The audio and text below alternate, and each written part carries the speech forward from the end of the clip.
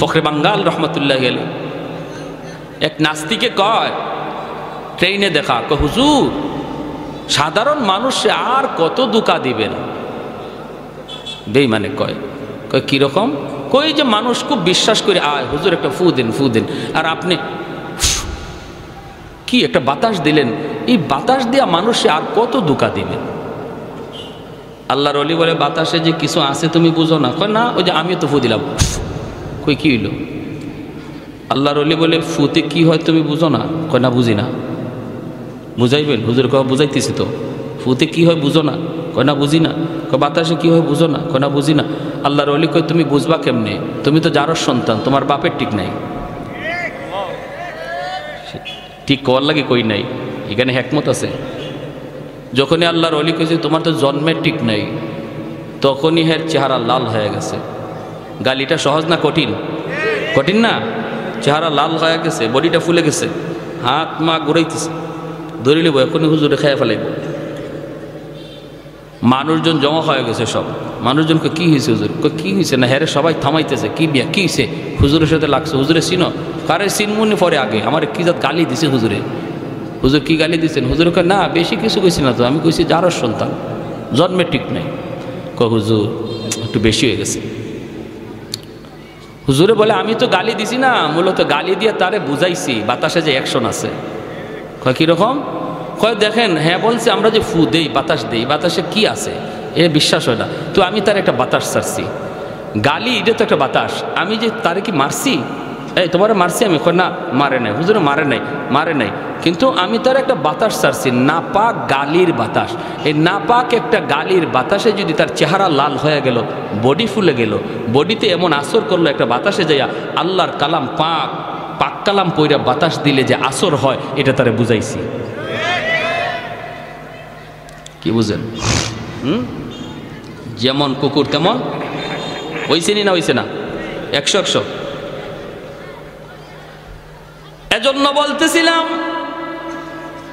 যেই ঘরে কোরআন তিলাওয়াত হয় এই ঘরে রহমতের দরজা খোলা থাকে, রহমতের দরজা খোলা থাকে।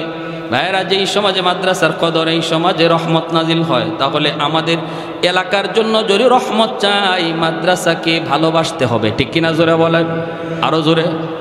মাদ্রাসার প্রতি বিদ্বেষ রাখা যাবে না, মাদ্রাসার প্রতি কোনো ধরনের খারাপ চিন্তা রাখা যাবে না। ছোট ছোট বাচ্চাগুলি ভুল হতেই পারে, এরা মানুষ, ফেরেশতা না, ভুল হতেই পারে। আমি যদি মাদ্রাসাকে দিল থেকে মহব্বত করি, তাহলে ভুল চোখে বললে আমি মাদ্রাসায় এসে যেভাবে সংশোধন হয় সেভাবে বলবো। রাস্তাঘাটে মাদ্রাসার বিরুদ্ধে কথা বলে বদনাম করব না। যদি করি তাহলে বোঝা গেল মাদ্রাসার সাথে আমার দুশ্মনী।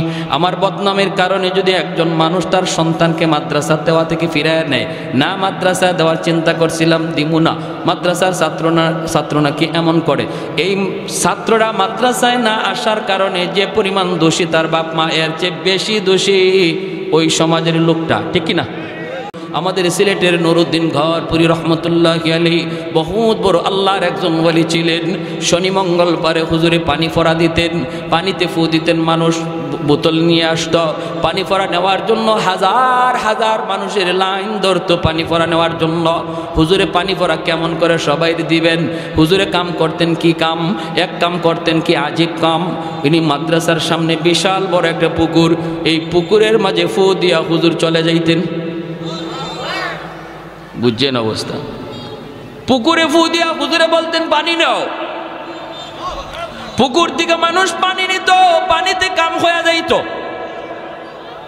লন্ডন থেকে হুজুরের এক ভক্ত আসছে, হুজুরের ভক্ত, কঠিন ভক্ত। কয় হুজুর আমি লন্ডন থেকে আপনার পাগল হয়ে আইছি, হুজুর একটু পানি ভরার লাগি। হুজুরে কয় পুকুরও ফু দিছি। কয় হুজুর পুকুরের এক কোনায় ফু দিছেন, আর এক কোনায় ফু গেল কেমনে? হুজুর কয় গেল কেমনে তোমার বুঝে আসে না? কয় হুজুর আমার একই নয় না। হুজুর একই নয়, কিন্তু ইতমিনানে কলব হয় না।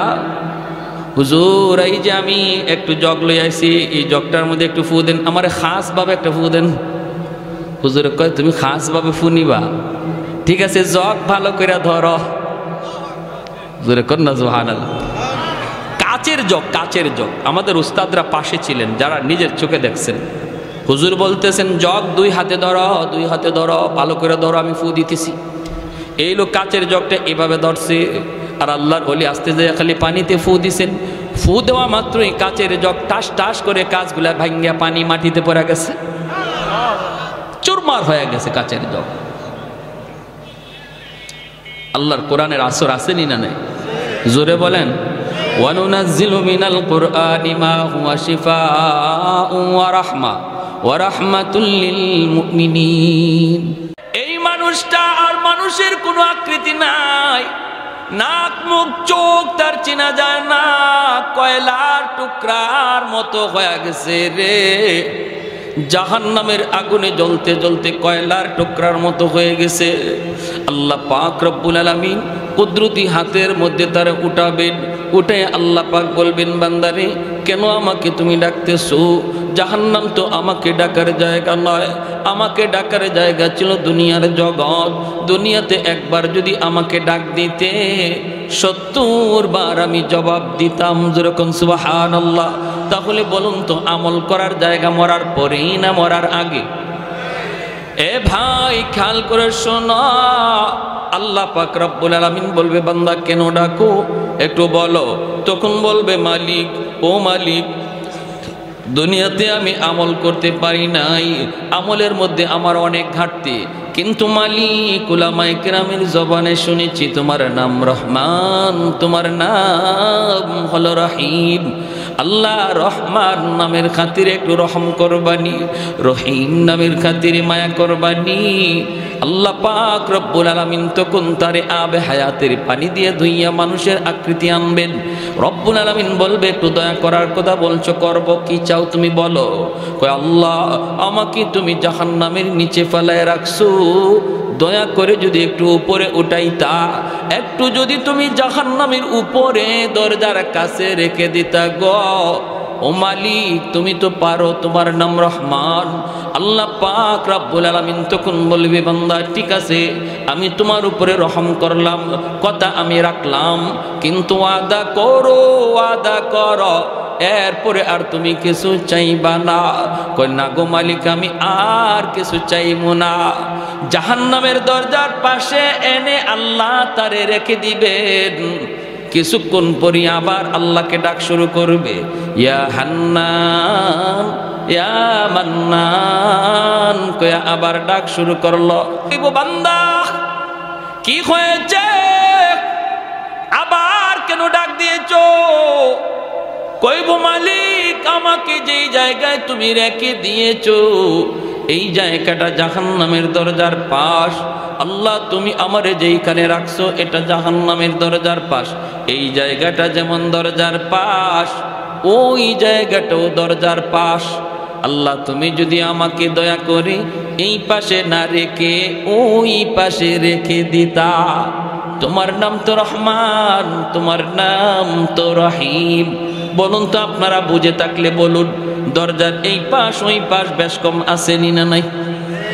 আরো জোরে।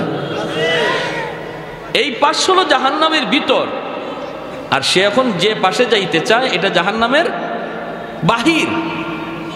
সেই কথা কয় না আল্লাহ আমারে জাহান্নামের বাহিরে দিয়া দেও, এই কথা কয় না, না কয়ে বুদ্ধি করে কয়, আল্লাহ আমারে যেখানে রাখছো এটা তো দরজার পাশ, তো এই পাশে না রাখে আমার ওই পাশে রেখে দাও। আল্লাহ পাক রব্বুল আলামিন তখন বলবে, বান্দা তুই না ওয়াদা করেছিলি আর কিছু চাইবি না? কয়, মালিক আমি তোমার দয়ার কাঙ্গাল, আমি তোমার মায়ার কাঙ্গাল। আল্লাহ তুমি তো দয়া করলে কারো কাছে তোমার জবাব দেওয়া লাগবে না।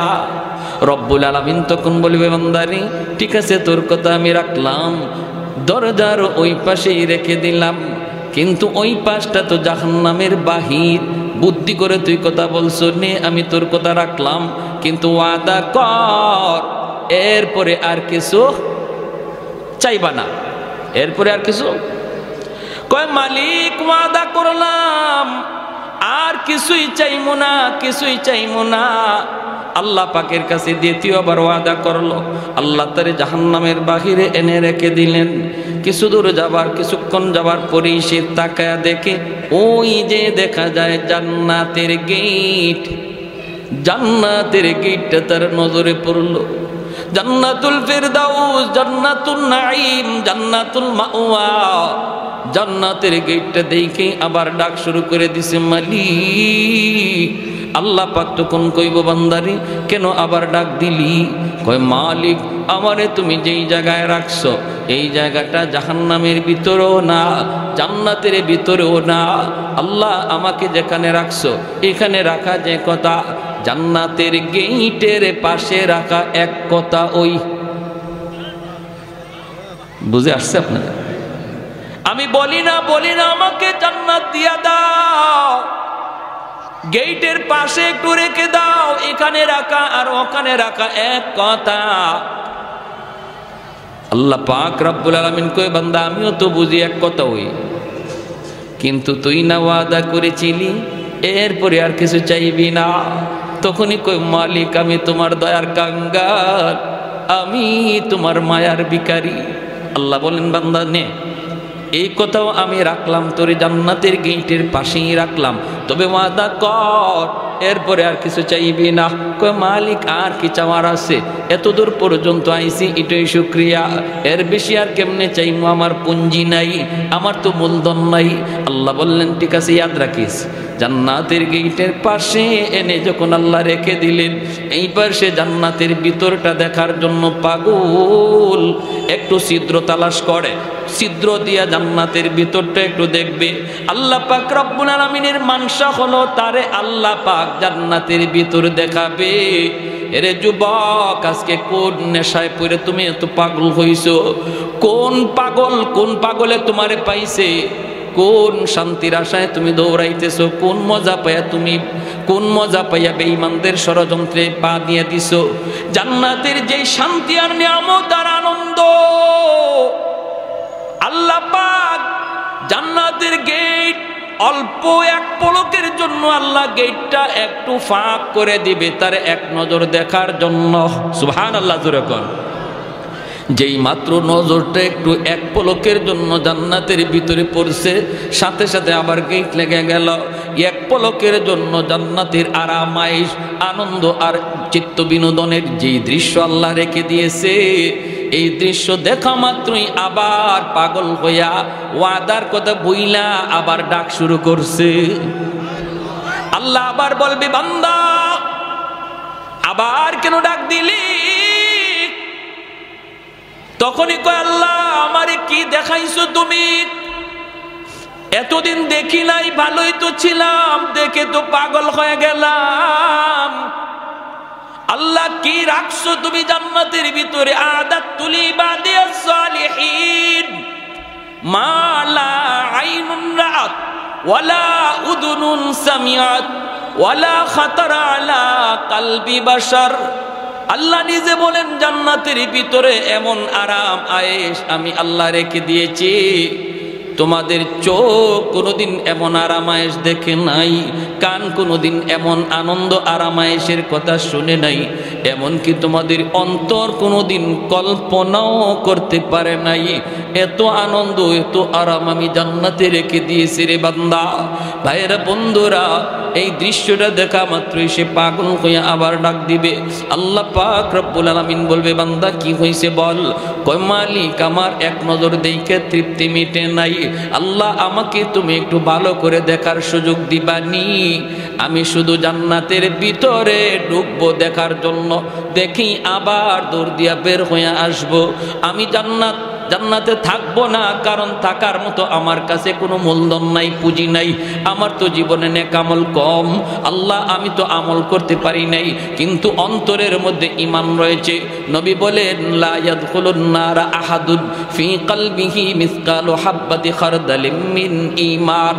ঈমানের সরিষা পরিমাণ দানাও যার অন্তরে থাকবে আল্লাহ তারও চিরকাল জাহান্নামে জ্বালাবে না। জোরে কোন সুবহানাল্লাহ। আল্লাহ পাক রব্বুল আলামিন কইব বান্দা এবার তুই নিজে বল কতবার তুই ওয়াদা করলি আর কতবার ভাঙলি রে? তখনও কইব মালিক আমি তোমার দয়ার কাঙ্গাল, আমি তোমার মায়ার কাঙ্গাল। আল্লাহ পাক তখনও তার উপরে দয়া করবে। কেন দয়া করবে না? কারণ আল্লাহর মানসাই হলো তারে জান্নাত দেওয়া।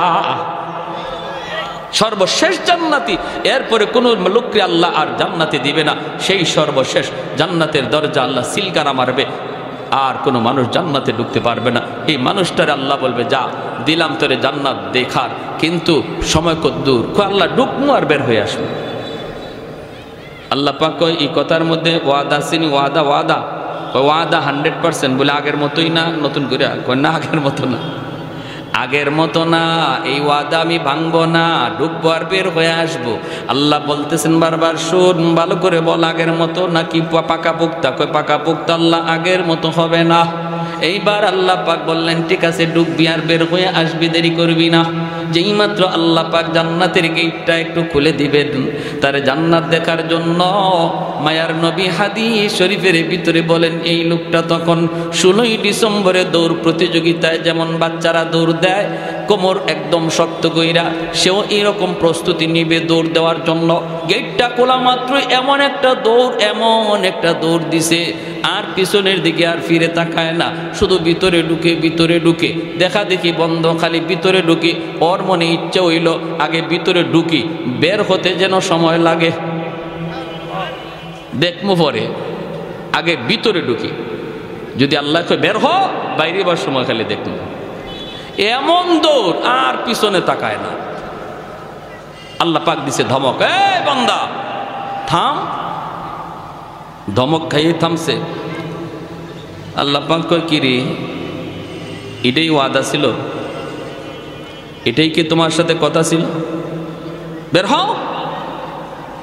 যখনই আল্লাহ বলছে বের হও, তখনই মাথাটা নিচের দিকে দিয়া অনুতপ্ত হইয়া অনুশোচনার সাথে কই, মালিক তুমি আমাকে বুঝি জান্নাত থেকে বের করে দিবা? আল্লাহ পাক কয়, আমি কেন বের করব? তুই তো নিজেই বললি জান্নাতে ঢুকবি আর বের হয়ে আসবি। কোন মালিক, তুমি যদি আমাকে জান্নাত থেকে বের করে দাও গো, তাহলে তোমার ওয়াদা ভাঙ্গা হবে। আল্লাহরে কয়, কথা বুঝছেন? আমারে যদি এখন তুমি জান্নাত থেকে বের করে দেও, তোমার ওয়াদা ভাঙ্গা হবে। আল্লাহ পাক কয়, কইলি কি তুই? আমি তোর সাথে কখন ওয়াদা করলাম? এতক্ষণ পর্যন্ত শুধু ওয়াদা করলি তুই, আর ভাঙলেও তুই। এখন আমি তোর সাথে কখন ওয়াদা করলাম? কয়, মালিক আমার সাথে ওয়াদা করো নাই, কিন্তু মুমিনদের সাথে কোরআনে ওয়াদা করেছো। আমি উলামায়ে কেরামের জবানে শুনছি, আল্লাহ তুমি যারে একবার জান্নাত দাও, এই জান্নাত থেকে আর তুমি বের করো না, এটা তোমার ওয়াদা নি। আল্লাহ পাক কই, হয় এটা তো আমার ওয়াদা ঠিকই আছে। কই, যদি ওয়াদা ঠিক থাকে, আমি তো কোনো না কোনো শুরুতে বুদ্ধি করে হোক আর চালাকি করে হোক ঢুকে গেছি। আমি তো জান্নাতে ঢুকে পড়েছি, বুদ্ধি করে হোক আর চালাকি করে হোক জান্নাতে ঢুকে পড়েছি। এখন যদি তুমি আমাকে বের করে দেও, তোমার ওয়াদা খেলাফি হয়। রব্বুল আলামিন তখন কুদরতি মুস্কি হাসলেন। সুবহানাল্লাহ, জোরে কর, আর একটু জোরে কর না সুবহানাল্লাহ।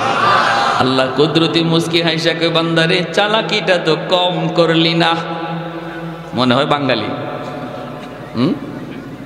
চালাকিটা তো কম করলি না। হ্যাঁ, সব খবর না রাখলেও এক খবর রাখছো, আমার ওয়াদার খবর, ঠিক কিনা?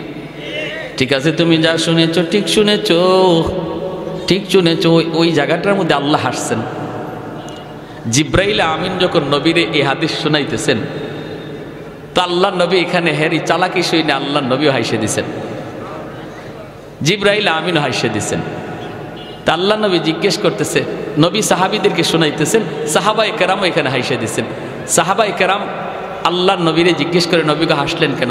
নবীকে, আমি হাসছি কেন এটা কি বলবো? জিব্রাইল আমারে শোনায় আর হাসে। জিব্রাইল হাসছে। আমি জিব্রাইলকে জিজ্ঞেস করেছিলাম, ভাই জিব্রাইল আপনি হাসলেন কেন? জিব্রাইল কয়, নবীকে আমি হাসবো না, আল্লাহ নিজেই হাসে দিছে। হের কথা শুনে আল্লাহ নিজেই হাসে দিছে। এজন্য এই হাদিস আমাদেরকে আমাদের উস্তাদরা পড়াইছেন, আমিও আপনাদেরকে শোনাইলাম। এই জায়গাতে আইসা সবারই একটু মুচকি হাসি বের হয়, আর এই হাসিটা এমন এক সুন্নত, সাহাবায়ে কেরামের সুন্নত, নবীর সুন্নত, জিব্রাইলের সুন্নত, আল্লাহর সুন্নত। সুবহানাল্লাহ।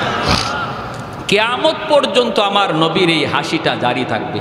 এজন্য হাদিসের পরিভাষায় এই হাদিসটাকে হাদিসে মুসালসাল বিদ্দেহেক বলা হয়। এজন্য বলছিলাম হাসি আনন্দ ইসলামে আছে, নবীজিও কৌতুক করেছেন। এরপরে ঘটনাটা কী হয়েছে তার সাথে আমি পরে বলতেছি, শুধু একটু কথা বলে নেই। নবীজি একবার সাহাবাই কেরামদেরকে নিয়ে এরকমভাবে গুল হয়ে বসছেন, আর নবী বলতেছেন, সাহাবিরা শোনো, খেজুর তো মাঝখানে আছে, খেজুর খাবা ভালো কথা, কিন্তু ফাঁকে আমার কিছু কথা শুনো, দিনই আলোচনা, খেজুরও খাও, দিনের কথাও শোনো।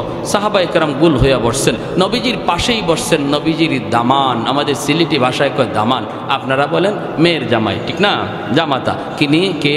হযরত আলী রাদিয়াল্লাহু তাআলা আনহু। 4 খলিফার মধ্যে প্রথম 2 খলিফা নবীর কি হন? শ্বশুর। জিগাও নে, খেলোয়াড়ের নাম যুবকরা সবার আগে কইব, কিন্তু এই জিনিসের খবর নাই। 4 খলিফা, প্রথম 2 খলিফা নবীর কি হন? শ্বশুর। পরের 2 খলিফা জামাই, হযরত ওসমান গনি আর হযরত আলী রাদিয়াল্লাহু তাআলা আনহু, এই দুজন হলেন নবীজির মেয়ের জামাই। আর আবু বকর সিদ্দিক আর হযরত ওমর রাদিয়াল্লাহু তাআলা আনহুমা, তারা হলেন নবীজির শ্বশুর। তো আলী রাদিয়াল্লাহু তাআলা আনহু নবীজির মেয়ের জামাই, অর্থাৎ খাতুনে জান্নাত ফাতেমা রাদিয়াল্লাহু তাআলা আনহাকে নবী আলীর কাছে বিয়ে দিয়েছিলেন, এই হিসাবে জামাই। আবার আরেক সম্পর্কে চাচাতো ভাই। তো পাশে বসা নবীজির, খেজুর খাওয়া চলছে, নবীজি দ্বীনের আলোচনা করতেছেন, সবাই আলোচনা শুনতেছে আর খেজুর খাইতেছে। খেজুর খাওয়া শেষ, আলোচনাও শেষ। এইবার নবী বলেন, শোনো, অনেক আলোচনা হলো, মাঝখানে একটা খেজুরের স্তূপ, এটাও শেষ। খাওয়াও চলছে, আলোচনা হইছে, এখন বোঝা দরকার কে কি পরিমাণ খেজুর খাইল, একটু বোঝা লাগবে। সাহাবাই কেরাম বলে, নবী গো, কেমন করে বুঝবো? খেজুর তো ফেটে গেছে, কার ফেটে কদ্দুর ঢুকছে এটা বুঝবো কেমনে? নবী কই, বোঝার সুরত আছে, যার সামনে যেই পরিমাণ বিচি বোঝা যাবে সে ওই পরিমাণ খাইছে, ঠিক না? সবাই যার যার উরের দিকে তাকাইছেন, দেখেন না বিচি মিল মতোই আছে, যা খাইছেন তাই আছে। কিন্তু সবাই নজর করে যখন আলীর দিকে তাকান, দেখেন আলীর সামনে খেজুরের বিচির স্তূপ, ডাবল বিচি, গিলা দেওয়া।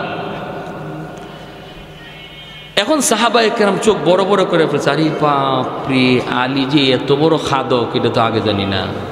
হ্যাঁ, আমরা নবীজির হাদিস শুনতেছি, কথা শুনতেছি, হ্যাঁ, মনোযোগ আমাদের এদিকের। আর আলী তো দেখা যায় ফাঁকে দিয়ে খেজুর 2টা করে মারছে, বুঝছেন? এখন হযরত আলী রাদিয়াল্লাহু তাআলা উনি নিজের উড়ে তাকাইছেন, নিজের দিকে তাকায় উনি বেকুব বনে গেছে, ইন্না লিল্লাহ, আমার সামনে এত বিচি কি, আমি তো এত খেজুর খাই নাই, আমার সামনে এত বিচি। আর সবাই ওনার দিকে তাকাইতেছে, চোখ বড় বড় করে, উনি পড়ে গেছে শরমের মধ্যে, লজ্জায়। কিছু মানুষ আছে দেখবেন, আপনি যত কথাই কন, কথা কইবেন আপনি কন, কিন্তু হের খানা বন্ধ নাই, ঠিক না? আর কিছু মানুষ আছে কথা কওয়ার সময় যদি, খানা খাওয়ার সময় যদি কথা কয়, হ্যাঁ হাতে খানা প্লেটের মধ্যে হাত রেখে বয়ে দেয়, খাইতেই পারে না। আর মাশাআল্লাহ কেউ আছে মেশিন চলছে, তুমি যত গল্পই করো মেশিন চলবো, ঠিক কিনা? ওই অবস্থায় আল্লাহর নবী, রহমতের নবীও তাকাইছেন, সবাই তাকাইছে আলীর দিকে। আলী চিন্তায় পড়ে গেছেন যে আমি তো এত খেজুর খাই নাই, বিচি আসলো কোত্থেকে? হঠাৎ করে তাকাইছেন শ্বশুরের দিকে, নবীজি পাশেই বসা, দেখেন আল্লাহর নবীর সামনে খেজুরের বিচি একটাও নাই, একদম খালি, অথচ নবী খেজুর খাইছেন। আলী কেমন বুদ্ধিমান ছিলেন, আলী তো টের পেয়ে গেছেন যে আচ্ছা আমার শ্বশুর তো এখানে আমার একটা লজ্জায় পালাইছেন, শরম দেওয়ার চাইছেন। শ্বশুরে খেজুর খাইছেন ঠিক, আর গোপনে গোপনে বিচি রাখছেন আমার সামনে। নবীজি খেজুর খাইছেন ঠিকই, কিন্তু বিচি রাখছেন জামাইয়ের উড়ো, জামাইয়ের সামনে, জামাইরে শরম দেওয়ার জন্য। শ্বশুর জামাই পাশাপাশি বসা যায় তো, আপনাদের এলাকায় বসে? বিভিন্ন জায়গায় শ্বশুর সামনে জামাই আসতে চায় না, শরম পায় না, এটা নিয়ম না। শ্বশুরের কাছে বসে গল্প করা যায়, শ্বশুরের কাছে বসা যায়, হারাম জায়গায় বসা যায় না। শালির সামনে বসবেন না, এটা হারাম। হ্যাঁ, এটা হারাম, এটা হারাম। যতই আপনার চাচতলি চাচি শাশুড়ি হোক, তার সাথে পর্দা করা ফরজ, সামনে যাওয়া হারাম। শ্বশুরের কাছে বসেন। আল্লাহর নবীর দিকে যখন হযরত আলী তাকাইছেন, দেখেন কোনো বিচি নেই। এই শুনেন এবার আলীর কথাটা। নবী বলতেছেন, যার সামনে যেই পরিমাণ বিচি আছে বোঝা যাবে সে ওই পরিমাণ খাদক, আর এত পরিমাণ খাওরা, এমন খাইতো চিনে। হযরত আলী বলেন, ইয়া রাসূলুল্লাহ, আমার একটা কথা আছে। কি কথা? বলে, যার সামনে যেই পরিমাণ বিচি আছে বোঝা গেল এই পরিমাণ খাইছে, এটা ভালো কথা, কিন্তু যিনি খেজুরের সাথে বিচি সহ খাইছে ইনি কত বড় খাওয়া।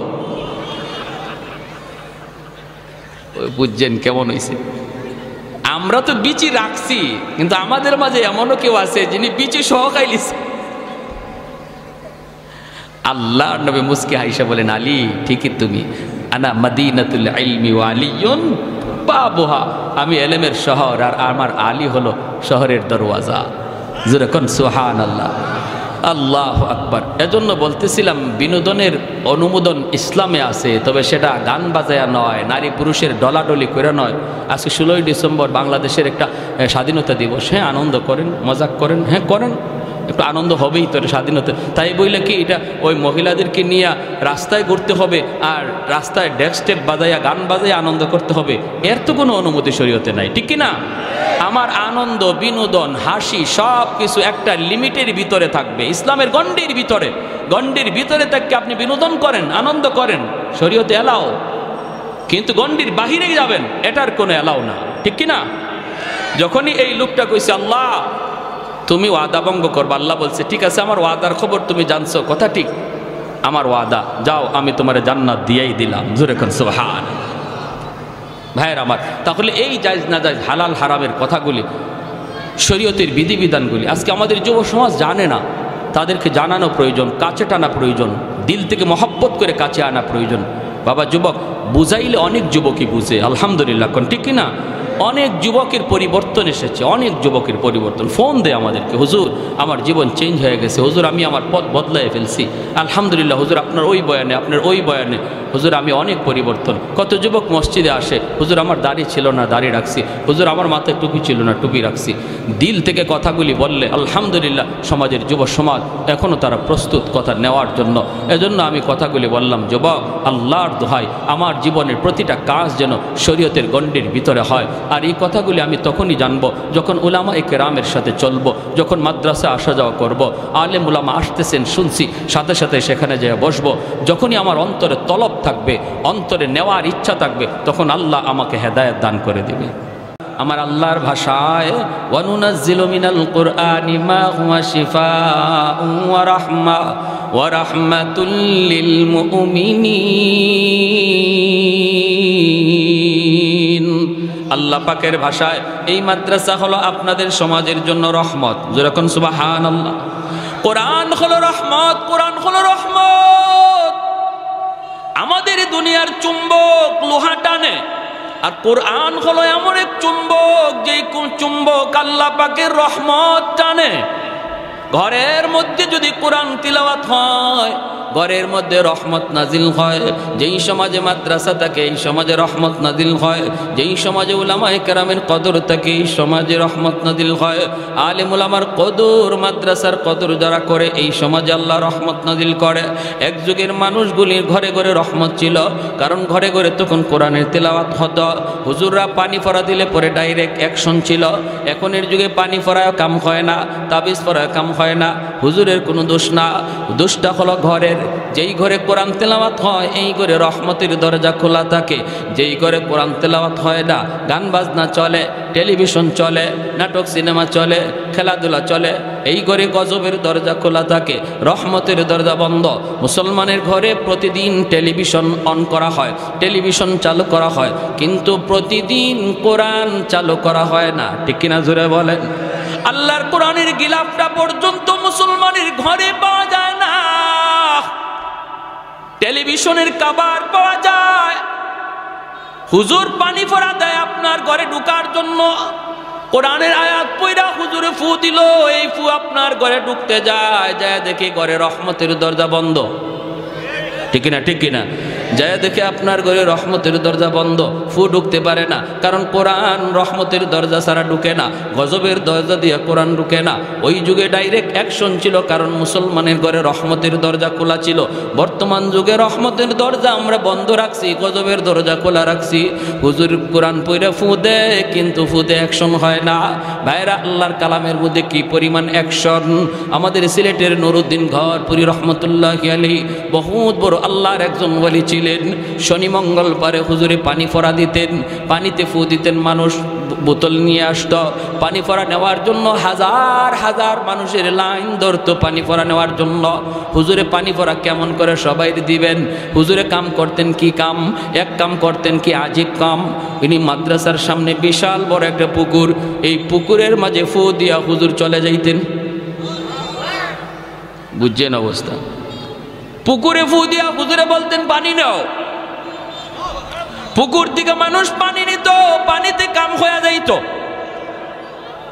লন্ডন থেকে হুজুরের এক ভক্ত আসছে, হুজুরের ভক্ত, কঠিন ভক্ত। হুজুর, আমি লন্ডন থেকে আপনার পাগল হয়ে আইছি, হুজুর একটু পানি ভরার লাগি। হুজুরে কয় পুকুরও ফু দিছি। কয় হুজুর, পুকুরের এক কোনায় ফু দিছেন, আর এক কোনায় ফু গেল কেমনে? হুজুর কয় গেল কেমনে তোমার বুঝে আসে না? কয় হুজুর, আমার একই নয় না। হুজুর একই নয়, কিন্তু ইতমিনানে কলব হয় না। হুজুর, এই যে আমি একটু জগ লই আইছি, এই জগটার মধ্যে একটু ফু দেন, আমার খাস ভাবে একটা ফু দেন। হুজুর কয় তুমি খাস ভাবে ফু নিবা? ঠিক আছে, জগ ভালো করে ধরো। হুজুরে কন না সুবহানাল্লাহ। কাচের জগ, কাচের জগ। আমাদের উস্তাদরা পাশে ছিলেন, যারা নিজের চোখে দেখছেন। হুজুর বলতেছেন জগ দুই হাতে ধরো, দুই হাতে ধরো, ভালো করে ধরো, আমি ফু দিতেছি। এই লোক কাচের জগটা এভাবে ধরছে, আর আল্লাহর ওলি আস্তে যায় খালি পানিতে ফু দিছেন। ফু দেওয়া মাত্রই কাচের জগ টাস টাস করে কাচগুলা ভাঙ্গিয়া পানি মাটিতে পড়ে গেছে, চুরমার হয়ে গেছে কাচের জগ। আল্লাহর কোরআনের আসর আসেনি না নাই? জোরে বলেন। ওয়ানুনাজ্জিলু মিনাল কুরআনি মা হুয়া শিফাউন ওয়া রাহমা ওয়া রাহমাতুল লিল মুমিনিন। ফখরে বাঙ্গাল রহমতুল্লাহি আলাইহি এক নাস্তিকে কয়, ট্রেনে দেখা, কয় হুজুর, সাধারণ মানুষে আর কত দুকা দিবেন? বেঈমানে কয়, কয় কিরকম? কই যে মানুষ খুব বিশ্বাস করে আয় হুজুর একটা ফু দিন, ফু দিন, আর আপনি কি একটা বাতাস দিলেন, এই বাতাস দিয়া মানুষে আর কত দুকা দিবেন? আল্লাহর ওলি বলে, বাতাসে যে কিছু আছে তুমি বুঝো না? কয় না, ওই যে আমিও তো ফু দিলাম। কই কি হইল? আল্লাহর ওলি বলে, ফুতে কি হয় তুমি বুঝো না? কয় না, বুঝি না। বুঝাইবেন? হুজুর কয় বুঝাইতেছি তো। ফুতে কি হয় বুঝো না? কয় না, বুঝি না। কয় বাতাসে কি হয় বুঝো না? কয় না, বুঝি না। আল্লাহর ওলি কয়, তুমি বুঝবা কেমনে? তুমি তো যারর সন্তান, তোমার বাপের ঠিক নাই। ঠিক কর লাগে কই নাই, এখানে হেকমত আছে। যখনই আল্লাহর ওলি কইছে তোমার তো জন্মের ঠিক নাই, তখনই হের চেহারা লাল হয়ে গেছে। গালিটা সহজ না কঠিন? কঠিন না? চেহারা লাল হয়ে গেছে, বডিটা ফুলে গেছে, হাত মা ঘুরাইতেছে, ধরে লিব এখনই হুজুরে খেয়ে ফেলাইব। মানুষজন জমা হয়ে গেছে সব। মানুষজনকে কি হয়েছে হুজুর? কি হয়েছে না? হ্যাঁ সবাই থামাইতেছে, কি বিয়া কি হয়েছে? হুজুরের সাথে লাগছে। হুজুরে চিনো? কারে চিনমুনি পরে আগে আমার কি জাত গালি দিছে হুজুরে। হুজুর কি গালি দিচ্ছেন? হুজুর কয় না, বেশি কিছু কইছি না তো, আমি কইছি যারর সন্তান, জন্মের ঠিক নাই। কয় হুজুর একটু বেশি হয়ে গেছে। হুজুরে বলে, আমি তো গালি দিছি না, মূলত গালি দিয়ে তারে বুঝাইছি বাতাসে যে অ্যাকশন আছে। কয় কীরকম? কয় দেখেন, হ্যাঁ বলছে আমরা যে ফু দেই, বাতাস দেই, বাতাসে কি আছে এ বিশ্বাস হয় না, তো আমি তার একটা বাতাস ছাড়ছি। গালি এটা তো একটা বাতাস, আমি যে তারে কি মারছি? এই তোমার মারছি আমি? কয় না, মারে নাই। হুজুরে মারে নাই, মারে নাই, কিন্তু আমি তার একটা বাতাস ছাড়ছি, নাপাক গালির বাতাস। এই নাপাক একটা গালির বাতাসে যদি তার চেহারা লাল হয়ে গেল, বডি ফুলে গেল, বডিতে এমন আসর করলো একটা বাতাসে যাইয়া আল্লাহর কালাম পাক পাক কালাম পইরা বাতাস দিলে যে আসর হয়, এটা তারে বুঝাইছি। কি বুঝেন? যেমন কুকুর তেমন হইছে না? হইছে না? 100-100। এজন্য বলতেছিলাম, যেই ঘরে কোরআন তিলাওয়াত হয় এই ঘরে রহমতের দরজা খোলা থাকে, রহমতের দরজা খোলা থাকে। ভাইয়েরা, যেই সমাজে মাদ্রাসার কদর, এই সমাজে রহমত নাজিল হয়, তাহলে আমাদের এলাকার জন্য যদি রহমত চাই, মাদ্রাসাকে ভালোবাসতে হবে। ঠিক কিনা? জোরে বলেন, আরো জোরে। মাদ্রাসার প্রতি বিদ্বেষ রাখা যাবে না, মাদ্রাসার প্রতি কোনো ধরনের খারাপ চিন্তা রাখা যাবে না। ছোট ছোট বাচ্চাগুলি ভুল হতেই পারে, এরা মানুষ, ফেরেশতা না, ভুল হতেই পারে। আমি যদি মাদ্রাসাকে দিল থেকে মহব্বত করি, তাহলে ভুল চোখে বললে আমি মাদ্রাসায় এসে যেভাবে সংশোধন হয় সেভাবে বলবো। রাস্তাঘাটে মাদ্রাসার বিরুদ্ধে কথা বলে বদনাম করব না। যদি করি তাহলে বোঝা গেল মাদ্রাসার সাথে আমার দুশ্মনী। আমার বদনামের কারণে যদি একজন মানুষ তার সন্তানকে মাদ্রাসা দেওয়া থেকে ফিরায় নেয়, না মাদ্রাসায় দেওয়ার চিন্তা করছিলাম, দিমু না, মাদ্রাসার ছাত্র নাকি এমন করে, এই ছাত্ররা মাদ্রাসায় না আসার কারণে যে পরিমাণ দোষী তার বাপ মা, এর চেয়ে বেশি দোষী ওই সমাজের লোকটা। ঠিক কিনা? আরো জোরে। মহব্বত আলামত হলো আমি মাদ্রাসায় এসে সংশোধনের নিয়তে আলোচনা করব। ছোট ছোট বাচ্চা, মিয়া শুনেন, ভালো করে শুনেন, স্কুল কলেজের বাচ্চাদের সাথে মাদ্রাসার ছাত্র এই শয়তান থাকে না, শয়তান থাকে ওই মাদ্রাসার ছাত্রের লগে। একটা ছাত্ররে যদি মাদ্রাসার একটা ছাত্রকে এই লাইন থেকে শয়তানে সরাইতে পারে, তাহলে শয়তানের জীবনের সকল শয়তানির শ্রেষ্ঠ শয়তানি এটা। ঠিক কিনা? শ্রেষ্ঠ শয়তানি। এজন্য টাইম দেয় শয়তানি খুব বেশি মাদ্রাসার ছাত্রদের পিছনে। স্কুলের ছাত্রের পিছনে তো চাবি দিয়েই ছেড়ে দিছে, আর টাইম দেওয়া লাগে না, টাইম দেয় মাদ্রাসার ছাত্রের পিছনে কোনো রকম তার এই লাইন থেকে সরানো যায় কিনা। আমরা যখন বিশেষ করে হিফজের ছাত্ররা, বিশেষ করে হিফজখানার ছাত্র, এরা একদম একদম বেহালত অবস্থা। আমরা তো হিফজে পড়ছি না, জামাতে পড়ছি। যখনই মাদ্রাসার নামাজের টাইম হতো, হিফজের ছাত্ররা মসজিদে আসতো, তখন আমরা জামাতের ছাত্ররা ওদেরকে সাইড দিতাম আর বলতাম ইয়াজুজ মাজুজ আসতেছে। কারে ঘুষি দিব, কারে কোন দিকে হালাইব লাথি দিয়া, কোন গাছের ডাল ছিঁড়বো, এটা হিসাব নাই। কারণ এতক্ষণ পর্যন্ত আসিল একটা বন্দির ভিতরে, পারছে না, শয়তানে আঙ্গুল দিয়েও পারছে না, কারণ হুজুরে বেদ সামনে। আর এখন একটু সুযোগ পাইছে, এজন্য আসতেছে, এজন্য আসতেছে। একদিন আমি সিলেট এক মাদ্রাসায় পড়ি, যখন ওই পিছনে নামাজে দাঁড়াইছে আর হিফজের ছাত্ররা পিছনে কিলাকিলি ঘুষাঘুষি শুরু করে দিছে। মাদ্রাসার একজন খুব শুভাকাঙ্ক্ষী একজন মুরব্বী মানুষ, হাজি সাহেব, মাদ্রাসার পাশেই, মাদ্রাসার দিকে খেয়াল করে, মাশাআল্লাহ খুব ভালো, কিন্তু উনি দোষ ধরে বেশি বেশি, মাদ্রাসার ছাত্রদের ভুল বেশি ধরে, উস্তাদদেরকে বলে। তো ওনারে দেখলে আমরা ভয় পাইতাম, একদম সোজা হয়ে দাঁড়াই থাকতাম। উনিও মসজিদে নামাজে, আমরাও নামাজে, পিছনে ধুমধাম শুরু হয়েছে কিলাকিলি ঘুষাঘুষি। নামাজ শেষ হওয়ার পর আমি মনে মনে ভাবতেছি, আল্লাহ আজকে হাজি সাহেব যে কি কয় আল্লাহ জানে, আল্লাহ জানে। নামাজটা শেষ হয়েছে, পরে হাজি সাহেব দাঁড়াই গেছে, হুজুর। মসজিদ নীরব। সিলেটি ভাষা বুঝেননি আপনারা? কিছু কিছু বুঝেন, বুঝছেন। অতানি ভুয়া ফান্ডে হিকাইন, তেল লাগলে তেল দেই, ডাউল লাগলে ডাউল দেই, চাউল লাগলে চাউল দেই, আর ফুয়াইনতে যে কিতা শুরু করেন, খাইয়া তেল বানায়, মানে যা চাই না আপনারা, আমরা তো তাই দেই। আর এই তেল খাইয়া বলে পিছনে নামাজে কিলাকিলি ঘুষাঘুষি করে। নাজিম সাহেব হুজুর দাঁড়াইছে, নাজিম হাজি সাহেব বন বন বন, হাজি সাহেব কি হয়েছে? ও মা, তুমি কি হয়েছে? নামাজ পড়তাম পারছি না, ফুয়াইনতের কিলাকিলি আর ঘুষাঘুষির খেলায়। হুজুরে কয়, হাজি সাহেব হনুকাতে, হনুকা ফুয়া ফানে পিছনে ঘুষাঘুষি কইরে তো আমার আপনারে নামাজ পড়ার সুযোগ করে দিছে। অতা কিতা মাতইন আপনি বলে যে, অত তো শয়তান আইবার লইছিল আমার আপনার দ্বারো, আইয়া আমারে আপনারে কিলাকিলি লাগাইতো, ফুয়া ফানে পিছনে শয়তানরে আটকায় রাখছে, নইলে তো আমি আপনি কিলাকিলি লাগাই দিতাম।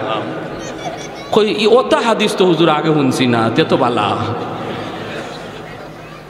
তে তো বালা, তে তো ফুয়াইনতে বালা কাম করছো। বুড়া মানুষ, আমি কি কিলঘুষি লইতে পারতাম নি?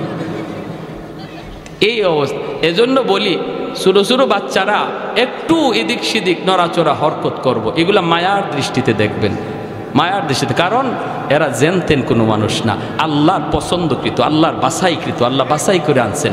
এই সিনার মধ্যে আল্লাহর কালাম আমানত থাকবে। মায়া করে ডাক দেবেন, বাবা এদিকে আসো, নেসাবজি এদিকে আসো, মুন্সি সাহেব এদিকে আসো, নাম ধরেও না, আল্লাহ সবাইকে বুঝার এবং আমল করার তৌফিক দান করুন। যা কিছু শুনলাম, বিচ্ছিন্ন কিছু কথা বললাম, আল্লাহ সবাইকে আমল করার তৌফিক দান করুন। ওয়া আখির দাওয়ানা আনিল হামদুলিল্লাহ।